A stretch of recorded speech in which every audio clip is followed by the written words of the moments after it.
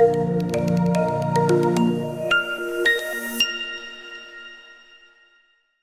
Alon Lits, I'm the CEO of October Health. Really excited to have Fred Gatari here today. He's the community manager for WeWork in Johannesburg.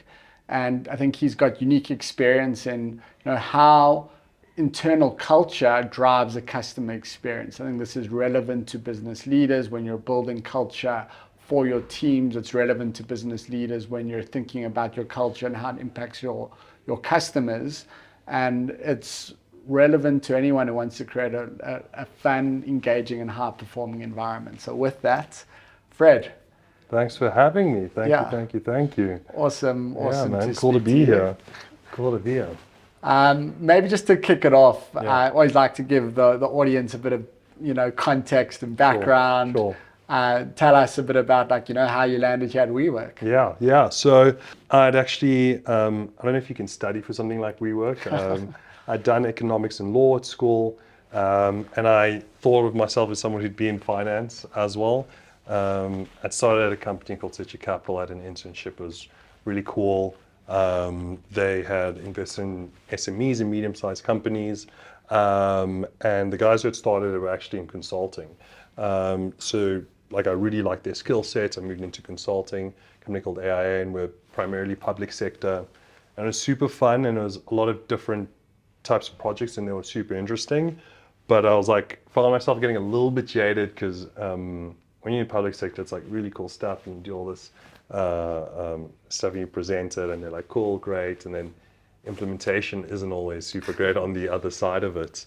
And then just at the time, the company I was with was looking for office space, and we walked into a WeWork and walked into this specifically into WeWork, the Link, which is in Rosebank.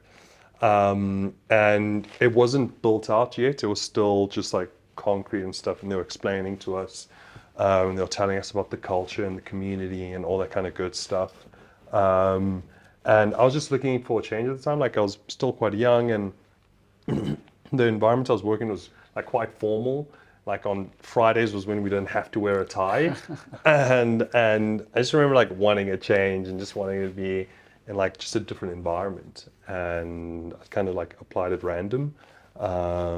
Next thing you knew, I'd been here 400 bit years. So I started off just in Rosebank. I was just in this building as a community lead. I was a lot on the sales and account management side. I really liked it, made a lot of great connections. 200 bit years later, I got promoted to WeWork Johannesburg, which is included in another building. I was managing teams, I was managing a lot more members. It's been a really cool experience. That's kind of how I got here. Awesome. Enjoyed it so far, yeah. Awesome. So I think, there's something unique about WeWork in that whether you arrive at the WeWork in, Johannesburg or New York or Boston, you're going to have a consistent experience, right? Yeah. So what do you think it is? Because I think it says relevance to, business leaders who are building businesses, multiple locations, maybe a head office, but then smaller locations elsewhere, or, stores or anything customer facing to create consistency. Yeah. What was it about, maybe if you think back to your early days, that early WeWork onboarding that, gave you a sense for what the essence of, I think you said the essence of we probably was. Yeah, so I think the emphasis on community was huge. At every level of the company, whether you were a coder or marketing or whatever. The emphasis around community was made super, super clear. The CEO I know was the main drive of that, and outside of emphasizing it, as one individual, it was built into a lot of systems in place. From when you do come in, there's specific learns you had. There was a platform where you learn different things. There's specific things you had to do with your team. There's specific milestones you had. So structurally, the emphasis on it was there. But a big component of it was also the internal culture in the team. The way we wanted to treat the community was also kind of the same way we wanted to treat the team. So, my manager at the time, she was amazing.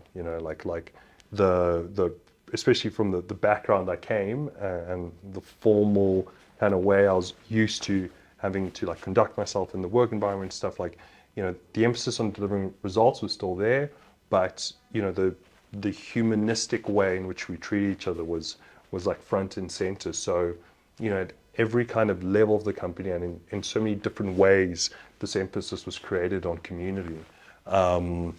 So yeah, that was big, and but really particularly, you know, how you're treated by your manager, and then, you know, I might have to reach out to someone, you know, sitting in the UK for something specific, or like an account manager's reaching out to me because, you know, there's a different company opening their South African branch, and there was a consistency in the experience of how we treated each other. And some of that wasn't always like, hey guys, you have to treat each other well or anything. It was the experience you had in your own department, and so there was no reason you wouldn't, you know, pass So it was that a along. lived culture. It was a lived culture, yeah. I remember like Slack was one of the like favorite places to hang out for people because there was so many different communities in there. There was a bunch of reasons you needed it for work, different channels you went for specific things, but there was a lot of social channels. Like the social aspect of things was also big. So, you know, outside of like how your department treated you, you could connect with people outside, and it was encouraged.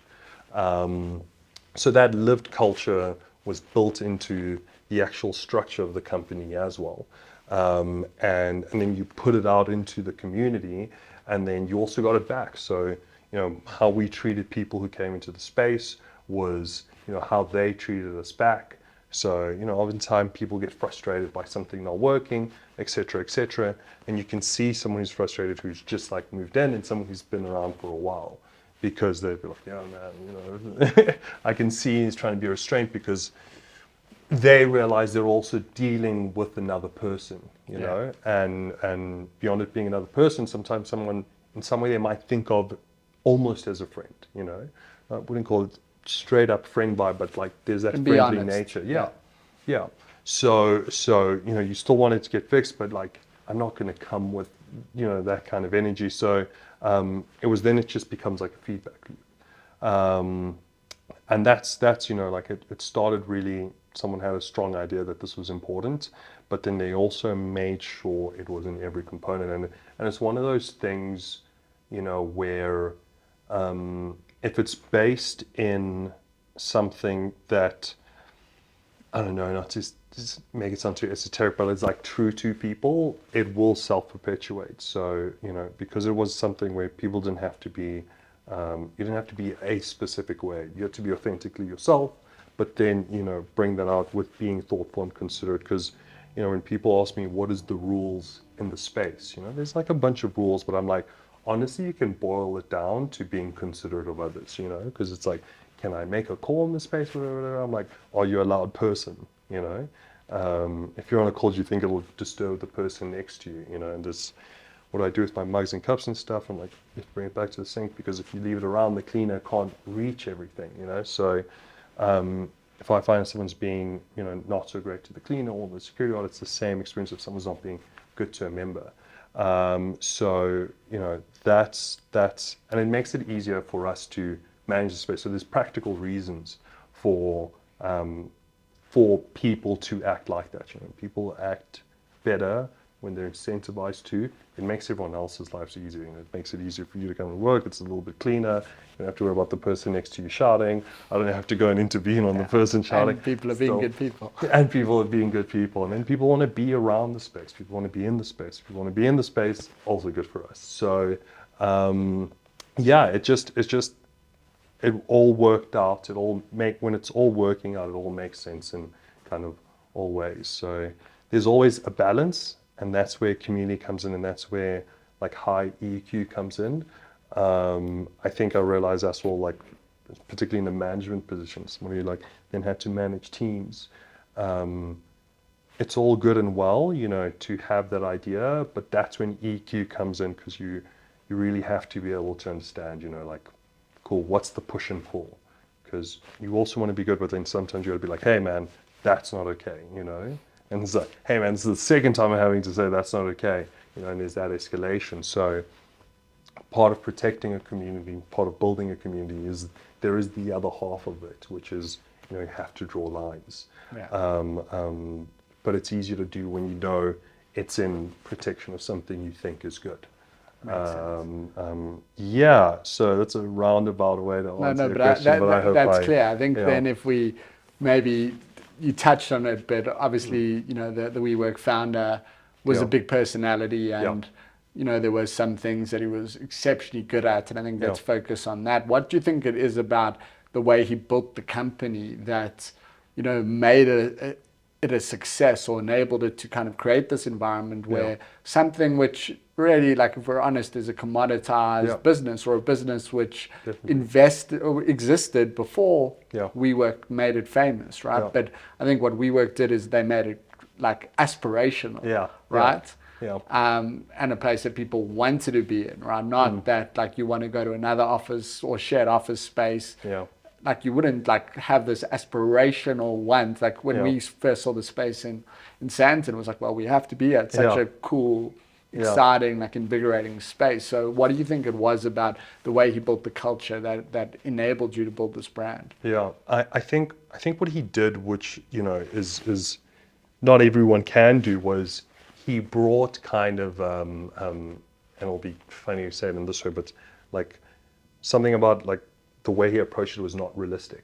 You know, his ideas were super aspirational. So the way he wanted to do things and the ideas he had was so beyond what any business leader was saying, particularly in that space, because like you're saying, it's just a commodity. It's office space at the end of the day. But there was a real push and a real kind of idea that, you know, what you're doing was like this really high level goal. It was like this thing for humanity and all that. And sometimes you're like, okay, dude. But you know, when that's kind of like the starting point, pushed you to like reach for the impossible. Yeah. So even if like me personally, I'm like, okay, I don't know if I'm going to change all of humanity, but when that's the goal, I'm definitely trying to go further than the person who's just trying to clock in. You know, like I still definitely want to leave a good impression on my community. You know, I still want, you know, the experience here to be way higher than anywhere else. So I think that approach of you know, it really being high up, because then it's people who were attracted to that, you know, and that's how it became a little bit more self-fulfilling, because then other people are like, oh wow, yeah, like that's I want to be part of that. Because I remember 2019 when this building opened, and it was before kind of like everything started happening with the company and the brand. The demand was crazy. Like people were really just super interested. So because they'd heard kind of all the craziness and like they'd seen the cool stuff, but it generated so much interest. We had like there was always like 10 people walking in just to have a tour. I remember the building had filled up. It all opened up in August 2019, and this building had reached like 98% capacity. I think it was by November. So it was like 3 odd months, and we were fully full, and we had like a waiting list and all that kind of stuff. So people like new things. But the reason it had resonated in so many different parts of the world was because of this kind of like vision he'd put out there. You know, was it always realistic? Did it always make sense? You know, the financials of it, et cetera, et cetera.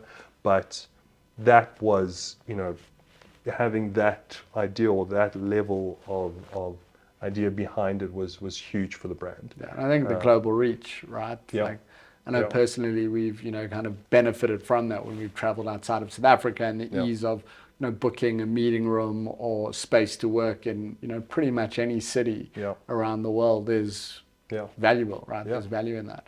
Yeah, and you know, it's also, it's like a hack, like a social hack, if you want to, because if, you know, if I work by myself and I do travel every once in a while, it's such an easy way to connect with people in a different place. You know, every time I travel, I see if there's a WeWork close by, because then I'll go connect with that community team.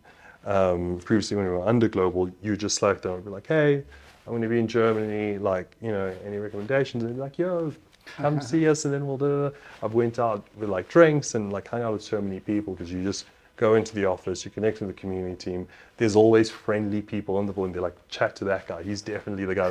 That's a person actually also from South Africa. So it's something as well, particularly post-COVID, like just being able to facilitate connection. And remembering people's names. And remembering people's names is. I mean, is it's so a little big, thing, yeah. but it counts for a lot. Yeah.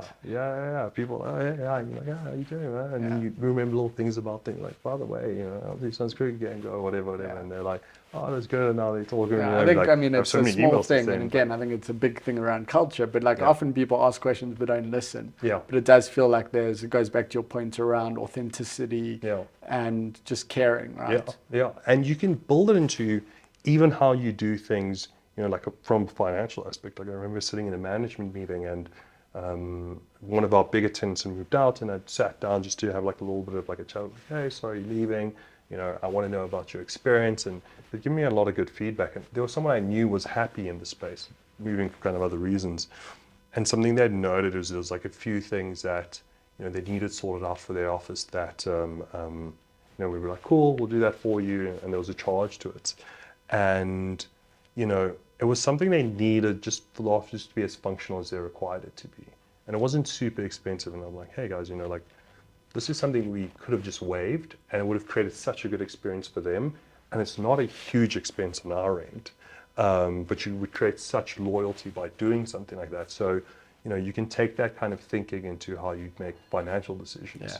And that's how you kind of build it into all parts. We might do something new in the space where you might know you'll make like a little bit of a loss on it, or you'll just about break even, but it'll add so much value to the members in the space. And you're like, cool, that's worth our time. We know it'll be like this much manpower, this much cost, and we'll cover pretty much from here, but it's such a huge add-on,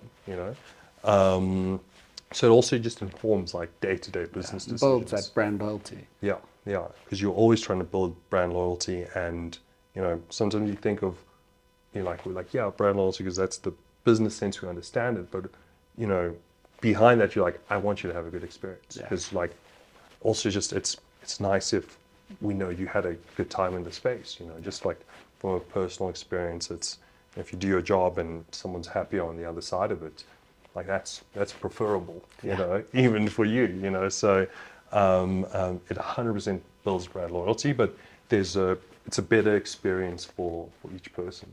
Awesome. When you get to do that. Awesome. Yeah. So obviously a big part of the WeWork space is the physical space, right? Yeah. So whether it's for someone considering this, or someone thinking about their own space within their own like work environment. I mean, ultimately most businesses, I think one of the biggest struggles we're seeing across clients is like this: a lot of people want to get people back to office, and there's a bit of hesitation behind that. But if the space is a fun, inspiring space, then people want to come to the space. So what are some of the things that you've seen work? Yeah. So, I mean, that's why common spaces was such a big thing in WeWorks. So you'll have your fixed office space, cool, great, you can do whatever you want in there, but these breakout spaces, these spaces where people interact, go to the kitchen, do their own work, have informal meetings, having like a lively environment like that, that's been super important, because it's literally the life of the building. That's where you can feel and see people do things. You're not alone, and then it's maintaining that space, and that space being like making sense from like an actual like I can sit here for a while. It's not too uncomfortable. It looks good, so I'm happy to bring people here, and I can do all my different things. So. When we look at common space, we're like, okay, cool. Person can eat here, person can work there. There's plug points for that. Person can have informal meeting over here. There's couch, the two couches looking at each other. Another person can have a meeting here.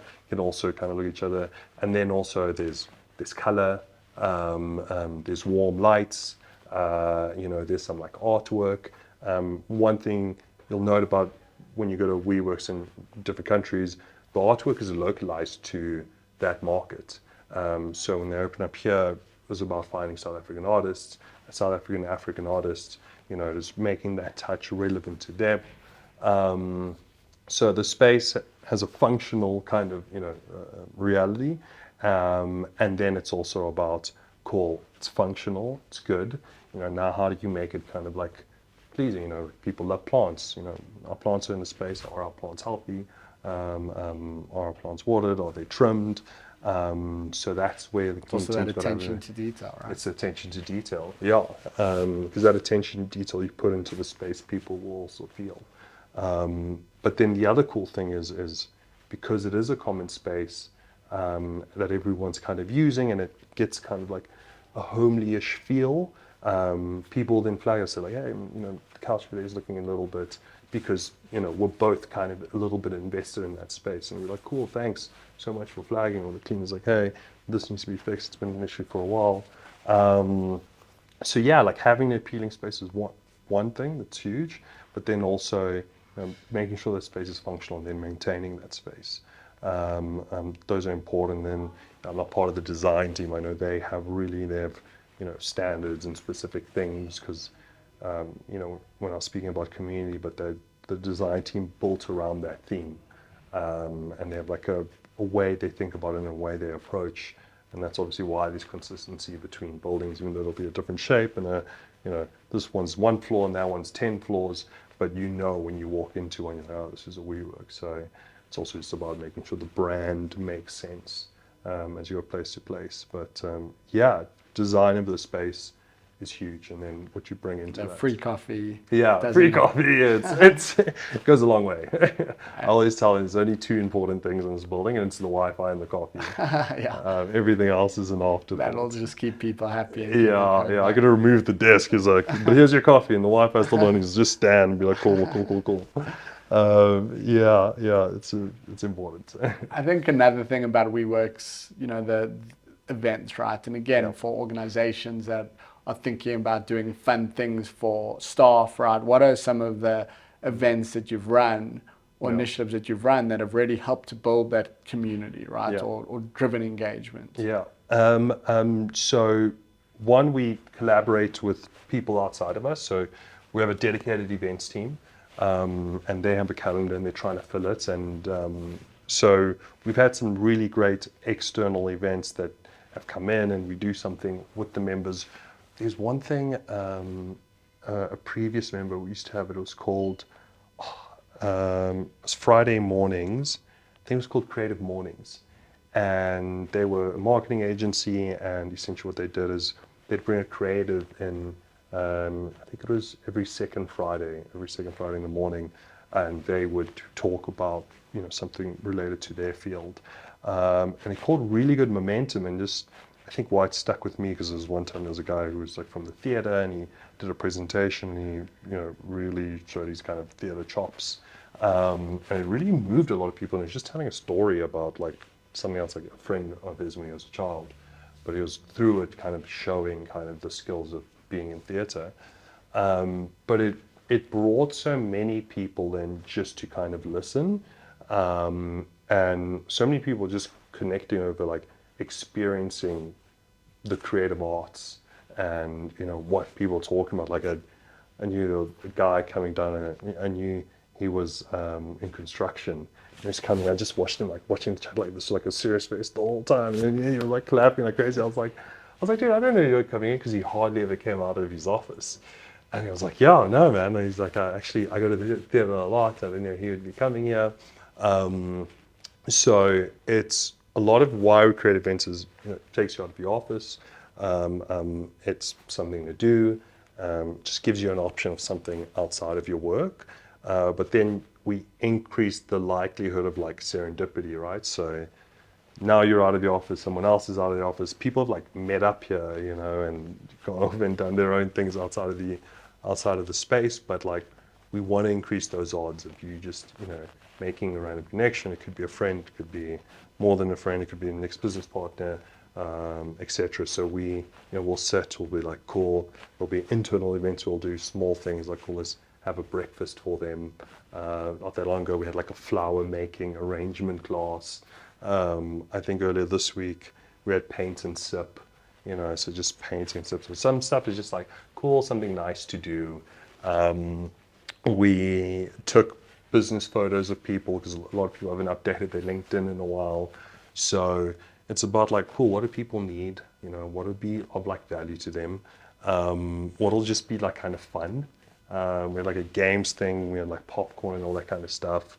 And then, you know, what are the big value adds? You know, like then you'll have a big event talking about like, I don't know, the future of AI, etc. And it's an external person coming in. So it's just about creating options. You know, you can never come to any of our events, all good, but it's there. You know, if you want one. Just another reason to come into the space. It's just another reason to come into the space. It's another way to potentially connect to people.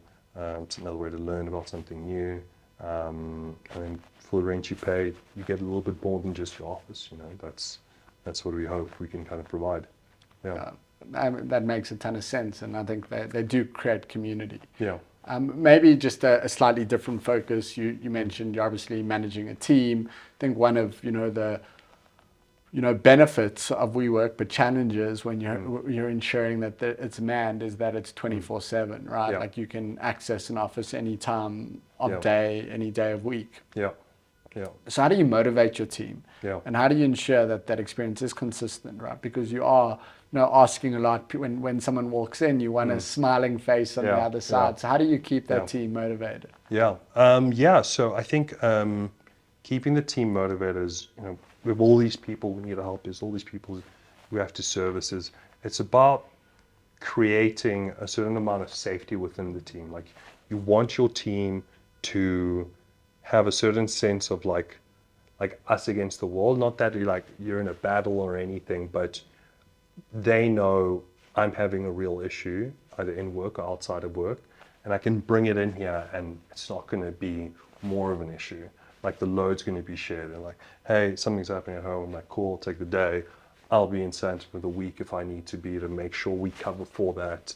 And if our team is low, like I know I'll bring someone from the sales team. I'm like, I need you to help man the front desk, etc. So it's about creating a thing of like, we are all in this together, because no one's above anything, right? No one's above anything, and I'll show them, you know, like, cool, whatever we need to do, I'm here to do it with you. But that sense of community we're trying to create outside, we have to first create it inside, because as a community aspect, everyone has their functions, but it's such a collaborative work. It's such a collaborative way we work. So I'm always relying on you. You're always relying on me.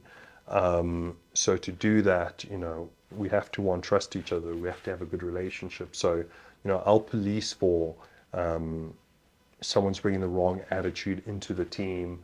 If and not to say you can't like complain or you can't be down or whatever. Like you can be sad today, you know.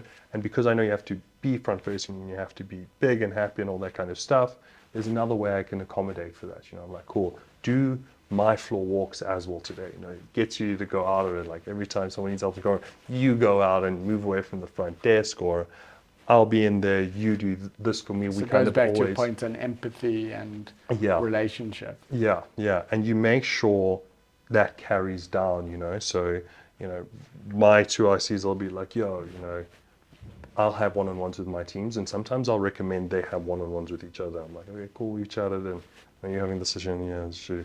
I'm like, you go and like just sit together and chat. I won't like say like address this specific thing. Just like have some time to yourselves. So there's always that connection between, like, everyone should have their own connections, and it doesn't have to be like we need to be best friends. I need to like rely on you. I need to know you're coming with the right intention. And you do that, one, by showing it, but then two, by, you know, understanding what's going on, and just kind of making sure that's always there. And then if you create a good environment, I find like the motivation takes care of itself, you know.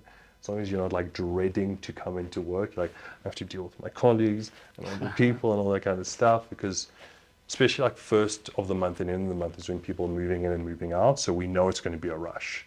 So I need the team to know, like, it's going to be crazy outside, but like at least, you know, like when we see it and it's just us, we can joke around, we can have a good time, but you're not going to be stressed by your team. And then, you know, motivation, I'll leave that to that individual, but they know they can come in and be comfortable with the people around them. And that's also just creating a space where, you know, you can be whoever you are. as long as you deliver the stuff and you are friendly. So and that good to delivery and people. accountability is a big part as well. Yeah. You need to know what's important is like clarity on what needs to be done. You know, like these are the things we need to make sure are done. Those are the things I'm going to be judging on. Like, cool, are we doing this? Are we doing this? Are we doing this? No, that's lacking. Cool, how do we fix that? We always start with like, okay, you know, if it's not getting done, that's on me. How do I fix that? You know, how do I pass that down to you, etc. So accountability and clarity, those are big, to make sure we all understand what needs to be done, and then from there you can be like, cool, now how do we make sure we're happy, as happy as possible doing that with each other? But you've got to start off with that clarity and that accountability. And I guess momentum helps as well, right? Yeah. And seeing those wins on the board. Yeah, those are huge. So, you know, when you get to check out together at the end of the week and stuff, and you're like, cool, let's talk about like what's going well, and you know, being like, dude, huge, well done on this, and you know, Recognition, I think, is recognition underappreciated. Yeah. You have to always be doing that, and you know, we've also been super lucky. Members are really great. They'll be like, oh, thank you so much for listening, and you see it in a CRM platform where they can, you know, talk about their experience, and you get your shout outs and all that kind of stuff. So recognition is huge. But like recognition aside and all that, we found if you can be in a team where, you know, you feel comfortable, It's most things you can weather. culture. Yeah. Awesome. Weather a lot of stuff. Yeah. Awesome. Well, Cool. it's been a great conversation. Thank you. man. I think we've really unpacked a lot, starting off with, you know, how customer obsession internally from a culture perspective just creates that brand equity and can really differentiate you as an organization. The importance of, you know, creating spaces that individuals love and want to be part of. How do you, you know, build a culture where your team's thinking about achieving the impossible? Because if they aim for the impossible, you know, I think the sky's the limit in terms of what they can achieve. And importantly, if you take it back to your own teams, just the importance of creating that psychological safety, that trust, that connection, to enable you to achieve, you know, everything together. So with that, Fred, thank you. Thank you. And I hope you enjoyed our session today. Yeah. So it's a ton of fun. Thanks for everything. Awesome. Cool.